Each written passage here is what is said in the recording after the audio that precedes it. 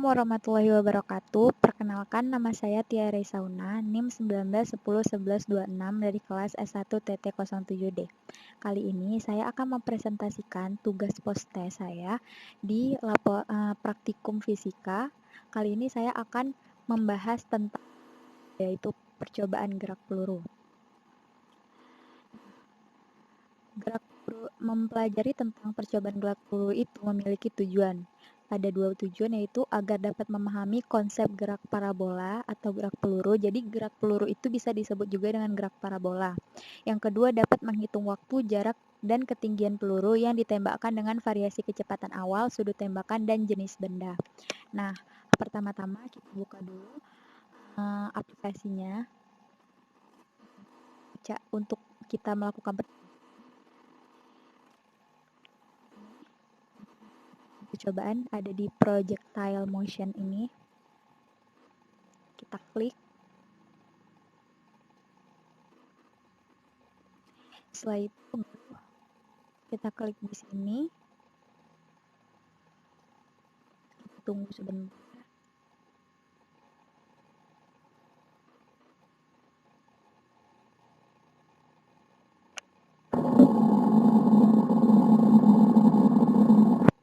Baik, setelah itu baru kita pilih yang lab. Nah, di sini ada beberapa fungsi ya. Pertama ini, fungsi yang di sini itu initial speed ini fungsinya untuk mengatur kecepatan awal. Jadi paling kecil ada, yang besar itu 30 meter per second. Kita bisa mengatur kecepatan awalnya di sini. Kemudian kita bisa mengatur sudutnya 25 dan sudut. Kemudian ini menembakkan bendanya tadi. Nah, di sini ada dua alat ukur. Kita gunakan kali ini adalah yang ini. Ada time, range, dan height. Oke. Kemudian di sini juga ada bolanya. Jenis bendanya ada custom, cannonball, tangsel, dan lain-lain dengan massa yang berbeda-beda. Gravitasinya gunakan 9,8 meter per second kuadrat. Nah, di sini juga ada tombol reset atau tombol reset. Untuk supaya kita bisa melihat, kita bisa dan yang normal. Kali ini saya akan memakai yang normal. Lihat modulnya dulu. Jadi di sini kita akan mengisi tiga buah tabel. Kalau tabel pertama itu kita melihat apakah sudut itu berpengaruh untuk waktu jarak maksimum, ketinggian maksimum. Kalau yang tabel kedua itu kecepatan awal itu berpengaruh untuk waktu titik puncak, jarak maksimum dan ketinggian maksimum. Yang ketiga, jenis benda, apakah itu berpengaruh terhadap waktu titik puncak, jarak maksimum, ketinggian maksimum. Oke, pertama kita melihat dari sudut. Tabel pertama itu hasil data waktu saat mencapai titik jarak maksimum peluru dan ketinggian maksimum pada saat 10 meter per second. V0 itu adalah kecepatan awal 10 meter per second. Jadi di sini pertama-tama kita atur dulu kecepatan awalnya itu 10 meter per second. Oke. Setelah kita atur kecepatan awalnya 10 meter per second, selanjutnya kita lihat nih sudut yang diminta itu ada 30, ada 45, 60, 75, dan 90. Pertama 30 dulu. 30 kita tarik 30. Setelah kita baru tembakkan bendanya tadi. Oke. Setelah kita tembakkan, ternyata bendanya nyampe ke sini. Bisa kita ukur lewat ukuran yang ini. M-nya menunjukkan 0,51. Di sini 0,51. 0,51. Kemudian di sini ada range. Tapi untuk jarak maksimum kita bukan melihat dari titik puncaknya. Sehingga yang kita lihat ketinggian maksimum. Height-nya ada 1,27. 1,27. Kita 1,27. Nah, untuk melihat jarak maksimum itu dilihat di sini. Nah, 8,83 meter. 8,83. 8,83. Nah, juga seterusnya. Jarak yang 45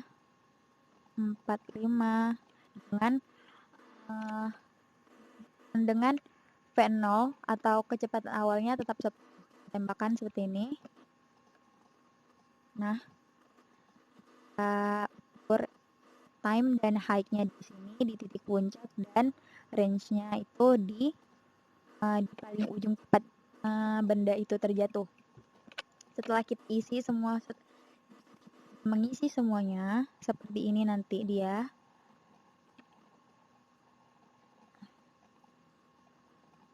Seperti ini, jika sudah terisi, maka kita bisa membuktikan dengan hitungan, dengan teori. Nah, yang pertama itu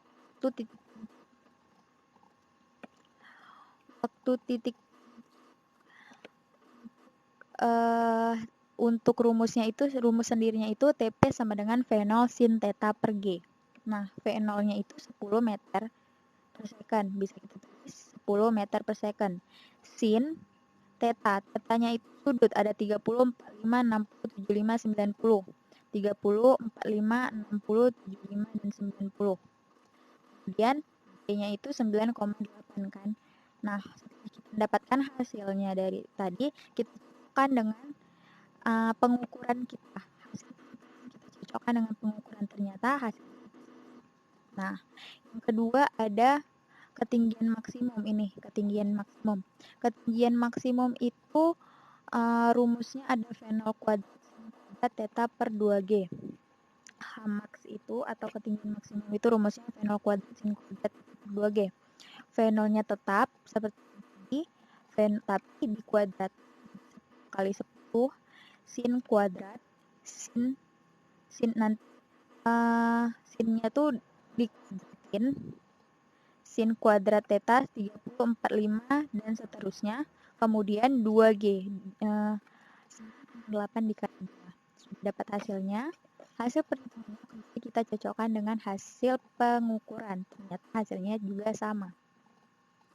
Untuk jarak maksimum sendiri rumusnya itu R itu kan jarak. R sama dengan V0 kuadrat sin 2pi per G. Jadi V0-nya tetap 10 tapi dikuadrat sin 2 theta dikali 2 baru disinkan, baru di sinnya.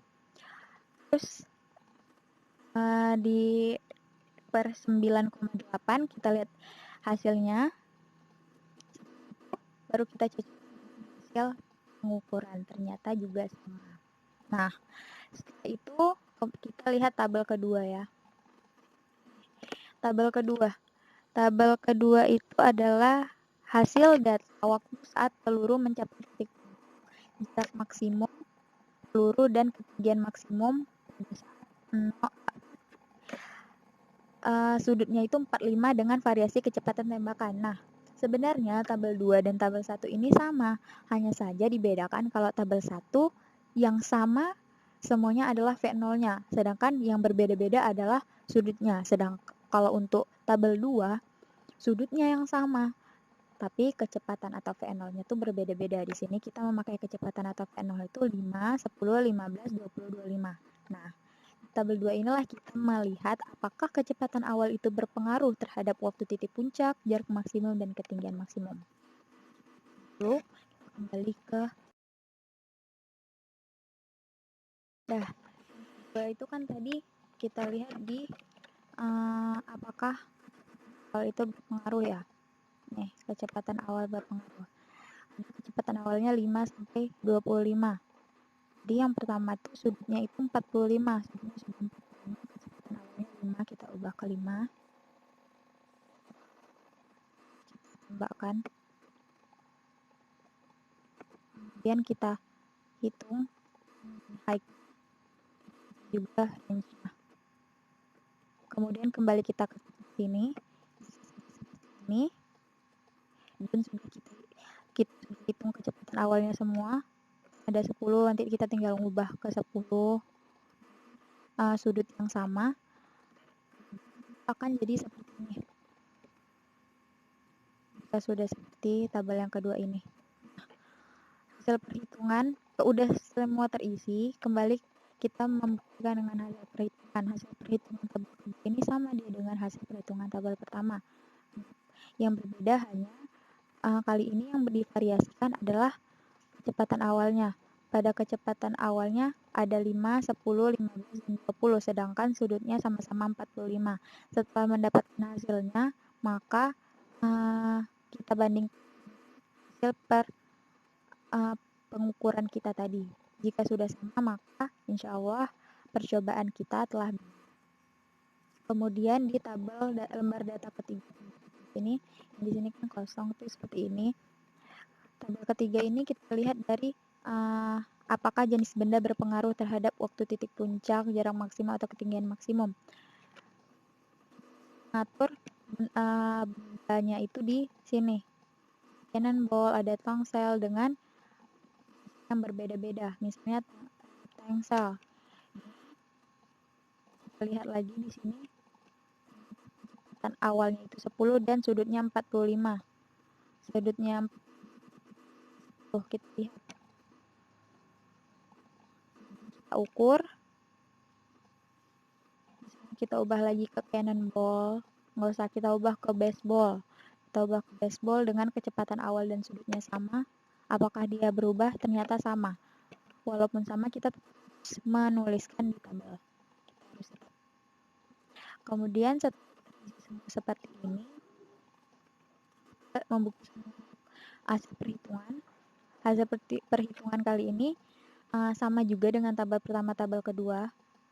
Hanya saja V0 dan sudutnya itu, kecepatan awal dan sudutnya itu sama.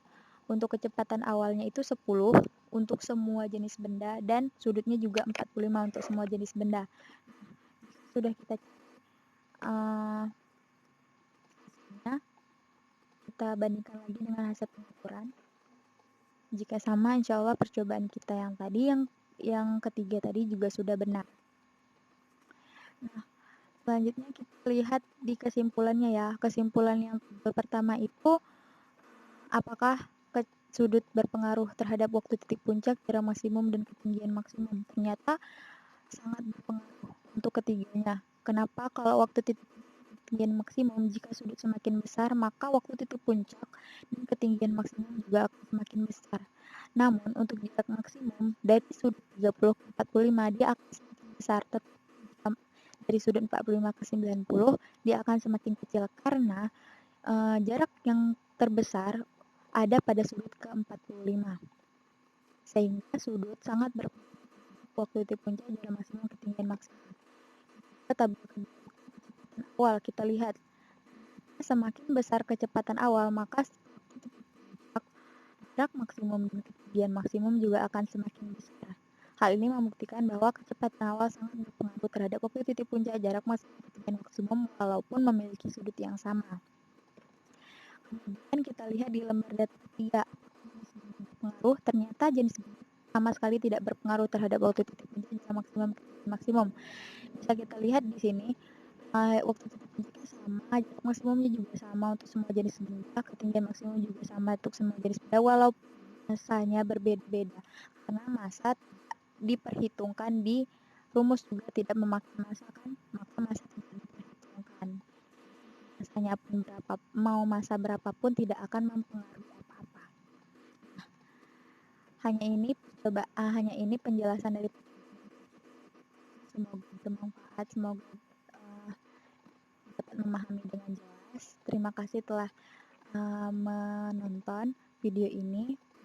Saya dosen saya Ibu Nur Afifah Zain. Kurangnya saya mohon maaf. Wassalamualaikum warahmatullahi wabarakatuh.